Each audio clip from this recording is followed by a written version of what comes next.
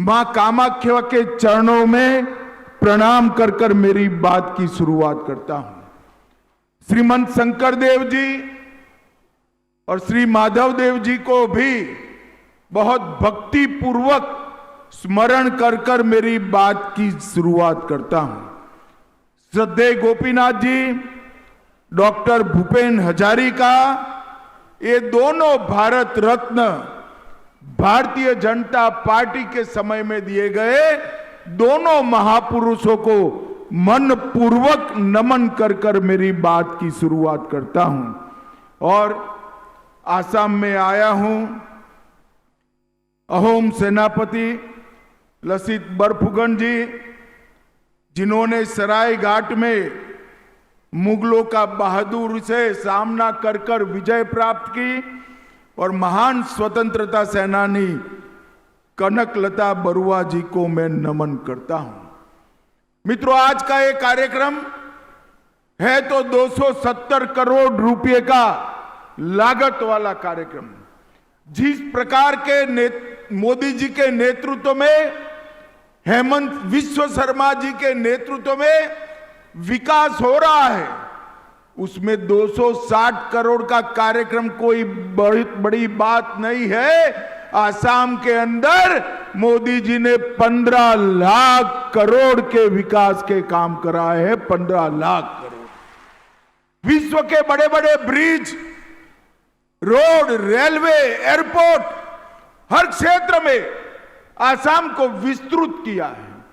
बहुत ल्यूक्रेटिव, आकर्षक औद्योगिक नीति लाकर, मेरी बात आसाम वालों याद रखना, अगले 5 साल में आसाम पूर्व भारत और पूर्वोत्तर का इंडस्ट्रियल हब बनने जा रहा है। इंडस्ट्रियल हब बनने जा रहा है। ये सबके कंपैरिजन में 270 करोड़ रुपए का एक कार्यक्रम, 174 बीघा जमीन का एक कार्यक्रम बहुत छोटा है, परंतु इसका बहुत बड़ा महत्व है। जैसे हेमंत जी ने बताया, 174 बीघा जमीन कांग्रेस के समय में घुसे हुए घुसपैठियों ने कब्जाई हुई थी। घुसपैठियों का यहां निवास हुआ करता था, जो हेमंत जी ने 1.5 लाख बीघा भूमि मुक्त कराई, उसमें से 174 बीघा भूमि है। और यहां से घुसपैठियों के निवास के कारण गुवाहाटी, आसाम और पूरे देश का सुरक्षा का बहुत बड़ा खतरा था, क्योंकि यही रोड पर से राष्ट्रीय राजमार्ग एक्सप्रेस वे जाने वाला है। और ये एक्सप्रेस वे आसाम के इंडस्ट्रियल कॉरिडोर की धोरी नस बनने वाला है। और एक्सप्रेस वे के मुहाने पर एक घुसपैठियों का निवास आसाम के विकास के लिए बहुत बड़ी चैलेंज हुआ करता था। और आज मुझे बहुत आनंद है कि जहां से सुरक्षा का चैलेंज हो रहा था, वही जगह पर सुरक्षा को चैलेंज को समाप्त करने वाली आसाम की 10वीं बटालियन का स्थापना हो रहा है। जिस भूमि पर से हमारी सुरक्षा चिंताएं पैदा करती थी, वही भूमि पर से आसाम की सुरक्षा की चिंता दूर करने वाली 10वीं बटालियन बसेगी। 124 बीघा के क्षेत्रफल में रेसिडेंशियल और ऑपरेशनल इंफ्रास्ट्रक्चर होगा। 750 पुरुष ऑफिसर के लिए बैरक और 450 महिला ऑफिसरों के लिए बैरक बनेगा। एक छोटा सा अस्पताल भी बनेगा, ट्रेनिंग सेंटर भी बनेगा, फायरिंग रेंज भी बनेगा, टेक्निकल अभ्यास क्षेत्र भी बनेगा, आधुनिक निगरानी केंद्र भी बनेगा।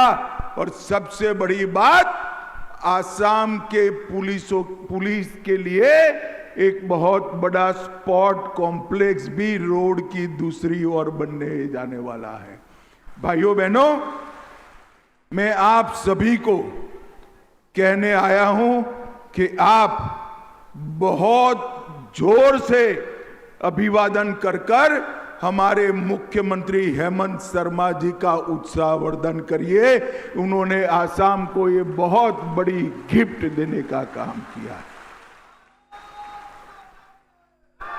मित्रों, कांग्रेस के समय में यहां पर घुसपैठिया घुसे, जिसने आसाम की डेमोग्राफी को, जनसांख्यिकी को क्राइसिस के लेवल तक ले जाने का काम किया। उस वक्त भी हम घुसपैठ का विरोध करते थे।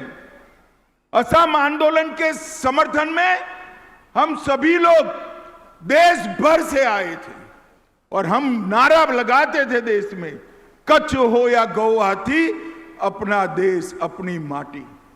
परंतु ये कांग्रेसियों की नींद नहीं खुलती थी। आज कांग्रेस पार्टी असम में वोट मांगने निकली है। मैं कांग्रेस पार्टी को पूछना चाहता हूं, धुबरी, बारपेटा, दर्रंग, मोरीगांव, बोंगाईगांव, नौगांव और घोलपड़ा, ये सारे जिले मुस्लिम बहुल, घुसपैठिया बहुल बने हैं। किसकी जिम्मेदारी है? भाइयों बहनों, इसकी जिम्मेदारी सीधी सीधी कांग्रेस पार्टी पर जाती है। मुझे बताओ किसकी जिम्मेदारी है भाई? अरे जोर से बोलो, किसकी है? आज मैं कांग्रेस पार्टी को कहकर जाता हूं कि आपने जो पाप किया है, वो पाप से आसाम को मुक्त कराने का काम हम करने वाले हैं, भारतीय जनता पार्टी।